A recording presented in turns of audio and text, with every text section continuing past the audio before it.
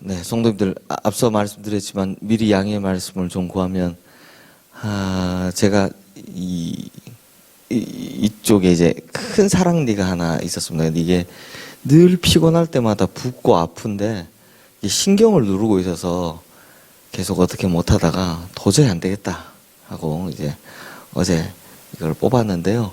그러다 보니 지금 여기가 다 이쪽이 부어서 그런지 입을 크게 못 벌립니다. 그래서 세게 이야기를 하거나 또 이렇게 입을 발음이 혹시 부정확하더라도 오늘만 좀 양해해 주셨으면 합니다. 내일부터 명절 시작인데 우리 성도님들 명절 잘 보내시고요. 또 어디 안 가시는 분들은 또 주일날 뵙도록 하겠습니다. 하필 사랑니를 뽑은 날이었는데 미리 준비해 놓은 설교가 평소보다 한 장이 왜 더 많은지 지금 굉장히 양이 왜 더 많은지 원망스럽기도 한데 성도님들 아무리 마이크 볼륨 조금만 올려주세요. 네, 아무리 시대가 바뀌었다라고 해도 이 젊은이들의 연애 행태가 바뀌었다라고 해도 절대로 용납하지 못하는 게 있다면 바로 양다리 걸치는 걸 겁니다.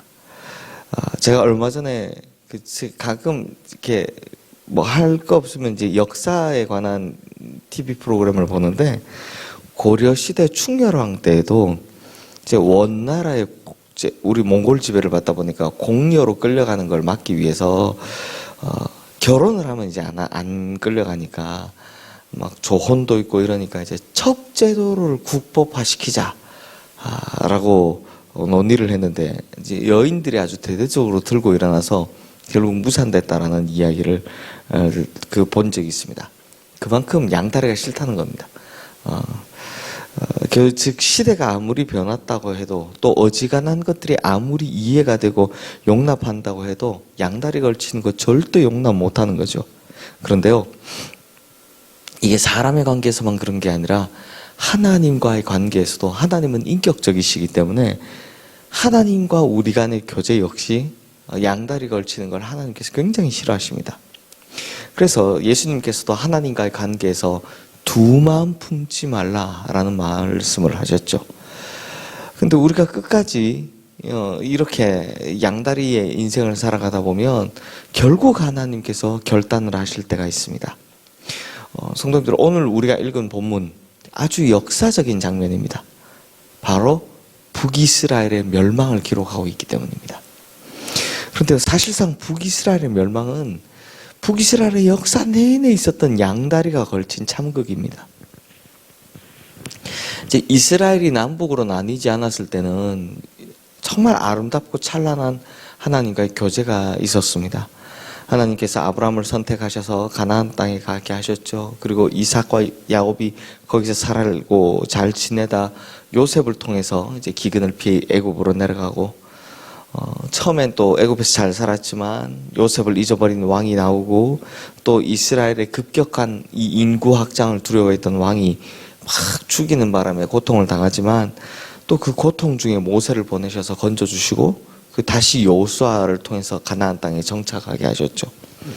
그리고 사사시대 통치 기간이 있었지만 결국에는 사울, 다윗, 솔로몬이라는 이 세 명의 왕을 통해 이 왕조를 통해 이스라엘은 전성기를 누리게 됩니다. 그런데 참 우리가 이스라엘 하면 굉장히 역사가 오래된 나라 같지만 통합 왕조라고는 이 세 왕밖에 없습니다. 사울, 그리고 다윗, 그리고 솔로몬. 이 세 왕 외에는 통일 왕조가 없습니다. 굉장히 짧은 전성기를 지나고 난 후 바로 북이스라엘과 남유다로 나눠져서 특히 성전이 없었던 이 북이스라엘은요, 우리가 내내 열왕기를 통해서 봤던 첫 번째 왕이었던 여로보암의 죄, 이게 계속 반복되면서 결국 오늘 이 호세아 왕, 이 호세아 선지자 아닙니다. 이름만 똑같은 호세아 왕에 이르러서 결국에는 아수르 손에 멸망하게 되었다라는 이야기입니다. 그리고 이 나라가 망하게 된 결정적인 이유가 뭘까? 끝끝내 양다리 때문이다 라는 이야기를 전해주고 있습니다. 성도님들, 당시 국제적인 상황이 사실 문제가 좀 되었습니다. 북쪽에 있던 세력 중에 이제 아수르란 나라가 자기 나라가 커지면서 남쪽을 향해서, 그러니까 북쪽에 있던 나라가 남쪽을 향하니까 북이스라엘하고 자꾸 만나게 되죠. 남쪽을 향해 팽창 정책을 펼치게 되었고, 그 다음에 남쪽에는 누가 있습니까? 전통의 강호 이집트, 애굽이 있는 겁니다. 그런데 그 사이에 딱 끼어 있는 이 북이스라엘, 그리고 그 북이스라엘 왕 호세아가 참 곤란한 겁니다. 근데 이 적절치 못한 처사가 결국 문제가 됩니다. 아수르의 세력이 팽창하니까 남쪽에 있던 애굽은 아수르를 견제하게 되겠죠. 당연한 겁니다. 이건 뭐 어떤 국제정세에서도 똑같습니다. 그러다 보니 그 사이에 낀 북이스라엘에게 양쪽 모두에게 정치적 압박이 들어옵니다. 딱 지금 우리나라랑 비슷합니다. 중국과 미국 사이에 딱 끼어있는 우리나라, 러시아, 중국 사이에 딱 끼어있는, 그 다음 미국 사이에 딱 끼어있는 나라. 그런데 그때 이 북이스라엘이 어떤 외교 전술을 펼치냐가 굉장히 중요한데, 굉장히 위험한 외교 전술을 펼칩니다. 먼저 오늘 본문 3절에서 5절 말씀 우리 함께 읽어보겠습니다. 시작. 아수르의 왕 살마네살이 올라오니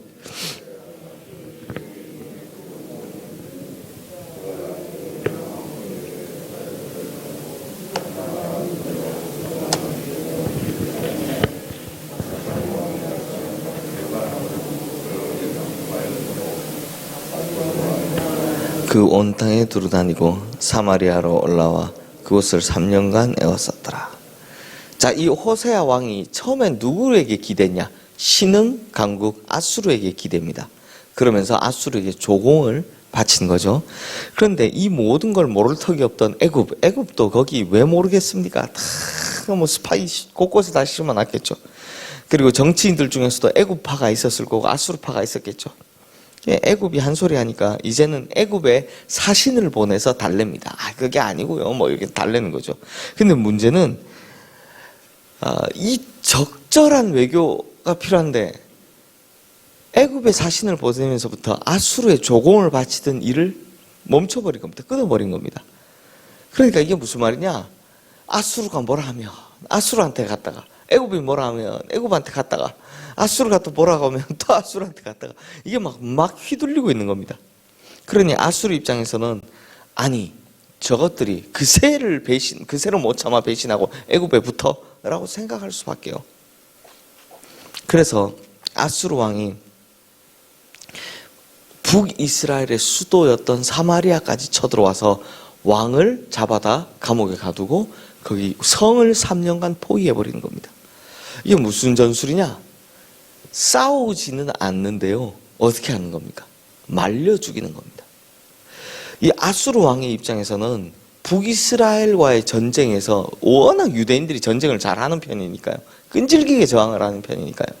북이스라엘과의 전쟁을 펼쳐서 군사력을 상실하면 그 다음 누구랑 전쟁해야 됩니까? 그 밑에 있는 애굽하고 전쟁해야 되는데 군사력을 여기서 많이 상실하면 불리하겠죠. 그러니 어떻게 하냐? 애굽도 견제하면서 자신들의 군대에 희생도 없이 하려고 사마리아 성을 딱 에워싸고 3년을 그냥 버티는 겁니다. 말려 죽이는 거죠. 3년 동안 아무것도 뭐 왔다 갔다 를 못하게 딱 막아놓으면 먹을 게 있겠습니까? 뭐 있겠습니까? 자꾸 말라가는 심정이죠. 결국 어떻게 됩니까? 6절 말씀 우리 함께 읽겠습니다. 호세아 제9년에 아수르 왕이 사마리아를 점령하고 이스라엘 사람을 사로잡아 아수르로 끌어다가 고산 강가에 있는 할라와 하볼과 메대 사람의 여러 고을에 두었더라. 이게 성경에서 이렇게 딱 한 절로 굉장히 담담하게 기록하고 있는데요. 역사적으로 보면 바로 이것이 북이스라엘이 망했다라는 겁니다. 그리고 그 다음에 참 슬픈 이야기가 나오는데요. 이스라엘 사람을 사로잡아 아수르를 끌어다가 고산 강가에 있는 할라와 하볼과 메대 사람의 여러 고을에 두었다. 그러니까 여기에 있던 사람들을 사로잡아서 아수르를 끌고 가서 거기다가 막 흩어놨다라는 겁니다. 또 아수르의 군대는 사마리아에 재배치를 시켜놓는 거죠. 우리 저 아래 24절 말씀 우리 지금 화면에 뜰까요? 우리 24절 말씀도 함께 읽겠습니다. 아수르 왕이 스바라임에서 사람을 옮겨다가 이스라엘 자성을 대신하여 사마리아 여러 성읍을 두매 그들이 사마리아를 차지하고 그 여러 성읍에 거주하니라. 자, 성도님들, 지금 이게 어떤 상황이냐? 이게 아수르의 정책인데요. 아수르가 어떤 나라를 점령해 보니까 점령지의 민족들을, 지금까지는 다 대부분 이렇게 했어요. 쳐들어가도 그 점령지의 민족들을 그대로 놔뒀어요. 그 땅에. 그랬더니 몇 년 지나면 어떻게 합니까? 자기 나라의 주권을 회복하고자 꼭 그 점령한 나라 입장에서는 반란을 일으키더라는 겁니다. 그런데 특히 이 이스라엘 사람들이 즐기죠. 제가 주일날 그 아닥사스다 왕 이야기했지만 아수르의 역사책에서부터 유대인들은 어떻게 되게 됩니까? 아주 즐기고 그냥 반항하고 뭐 이런 민족들로 기록되어 있잖아요. 강대국의 입장에서는. 그러니 야, 이거 그냥 놔두면 문제가 생기는구나. 그래서 어떻게 하냐? 흩어버리는 정책을 쓰는 겁니다. 그래서 유대 땅, 즉 이스라엘 땅에 있던 사마리아 이렇게 유대인들, 이제 이스라엘 백성들은 어디로 보냅니까? 저 북쪽에 있는 아수르 땅에 흩어보내는 겁니다. 조금씩 다 보내버리는 겁니다. 근데 이때 보낼 때 뭐 가족이고 뭐고 없습니다. 그냥 보내는 겁니다. 그냥 다 뭐 우리 가족이 같이 가고 이게 아니고요. 그냥 넌 여기, 자 아빠는 여기, 엄마는 여기, 막 다 흩어 보내는 겁니다. 일부러 그렇게 보내는 겁니다. 그 다음에 반대로 지금 이 땅에, 자기 땅에 살던 아수르 백성들은 어떻게 합니까? 그 사람들을 여기다가 심어 놓는 겁니다. 곳곳에다 심어 놓는 겁니다. 결국 어떻게 만드느냐? 다민족 국가를 만드는 겁니다.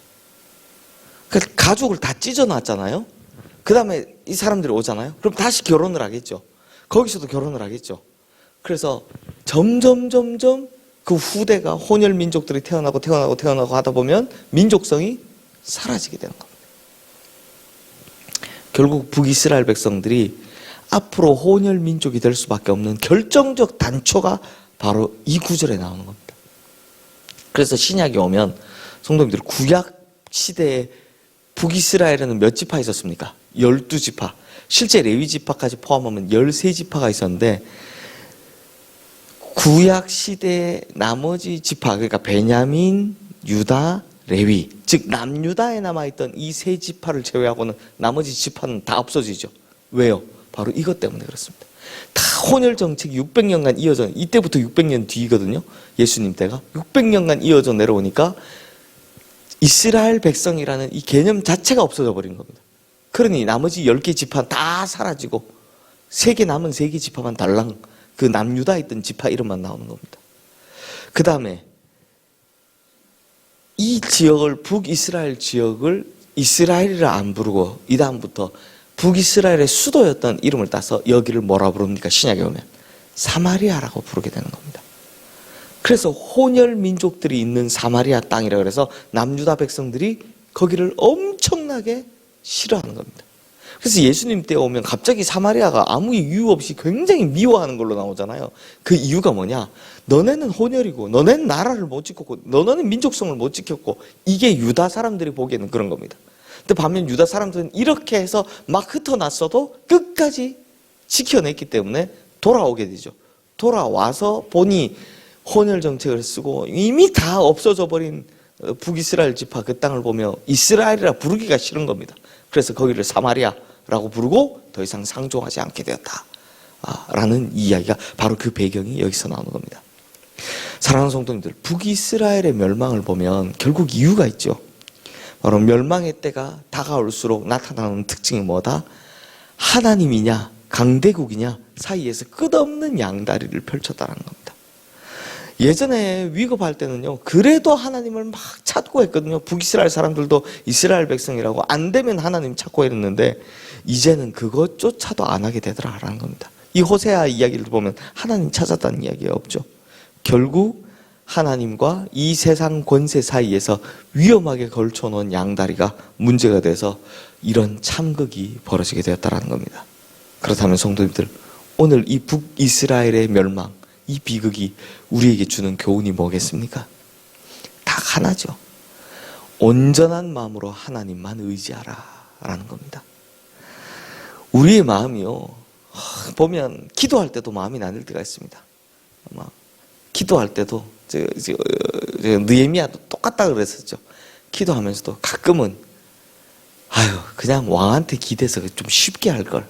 뭐 아니면 내가 이런 방법으로 좀 쉽게 하면 되지 않나? 그러면 안 된다는 거예요. 기도하는 동안은 우리의 마음이 다른 것에 나눠지면 안 되는 겁니다. 권세에 나눠지고 특히 권세 있는 사람에게 나눠지고 권세 있는 물질에 나눠지고 이렇게 되면 결국에는 어디로 간다? 멸망으로 갈 수밖에 없다는 겁니다. 제가 말씀드렸죠. 주일 느헤미야 설교 두 번째 설교 때 한국 사회를 설명하는 키워드 열쇠말이라는 게 있는데 그 중에 한국 사회를 이해하는 열쇠말 중에 하나가 인맥이다. 왜? 한국 사람들은 항상 문제를 해결할 때 뭐부터 찾는다? 권세 있는 사람. 이것부터 찾더라. 근데 이게 한국 사람만 이럴까요? 전 세계가 다 마찬가지일 겁니다. 누구나 다 쉽게 문제를 해결하려고 하는 그러니까 마음이 있으니까요. 그러니 그 마음이 권세에 나눠지고 권세 있는 사람에 나눠지고 권세 있는 물질에 나눠지는 거죠. 그러면 그 결론이 뭐다? 결국 멸망으로 가는 수밖에 없다는 겁니다. 성도님들, 하나님께서는 내 마음이 나눠지지 않기를 바라십니다. 마음이 나눠지는 걸 성경에서 신약에서 뭐라고 하는지 아십니까? 메린나우. 이걸 근심이라고 번역되어 있습니다. 근심 걱정 왜 합니까? 하나님만 의지하면 신경 안 쓰는데 저거 될 거야 라고 믿는데 하나님을 의지하지 않는 순간 자꾸 다른 걸 생각하면 근심하고 걱정하게 된다. 그래서 그걸 마음이 나뉜다 라고 하는 겁니다. 하나님께서는 반대로 우리 마음이 온전히 받기를 원하십니다. 그래서 육체의 할례 말고 무슨 할례를 받으라? 마음의 할례를 받으라 라고 말씀하시고 만만의 수단과 천천의 제사보다 통회하는 심령을 받으시길 원하신다라고 말씀하시죠. 즉 그 중심, 그 마음이 결코 흔들리지 않고 하나님만 찾기를 원하신다라는 겁니다. 그러면 우리 느헤미야에서 보고 있듯이 그 다음은 사람을 붙이시든지 뭐 물질을 붙이시든지 그 다음은 하나님이 알아서 다 하실 것이다 라는 거죠. 그러므로 오늘 우리가 살아가는 삶의 모든 자리 가운데 우리 성도님들 온전히 하나님만을 의지하시기를 주님의 이름으로 축원합니다. 세상과 하나님 사이에 기웃기웃하지 마시고요. 우리의 심령을 감찰하시는 하나님 앞에 우리의 중심을 똑바로 세워서 이렇게 북이스라엘처럼 심판이 아니라 구원에 이르는, 멸망이 아니라 축복과 형통에 이르는 우리 모든 성도님들 되시기를 주님의 이름으로 축원합니다. 이 시간